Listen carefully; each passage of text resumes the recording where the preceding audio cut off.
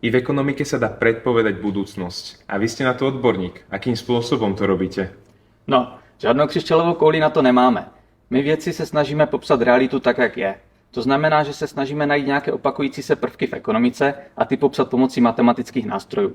Pokud se nám to povede, říkáme, že jsme vytvořili model. A s modelem se dá předpovídat budoucnost. To znie veľmi teoreticky. Ako to vyzerá v praxi? Velké množství institucí využívá modely pro predikování. Například Česká národní banka.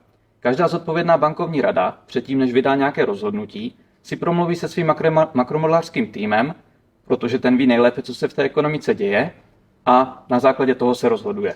Akú úlohu v tom celom zohrávajú vedci z Masarykovej univerzity?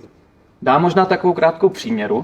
Představte si, že jste konstruktér kol a váš matador vám dá za úkol sestavit kolo, které má vyhrát závod, přičemž vám blíže nespecifikuje detail trasy nebo terénu.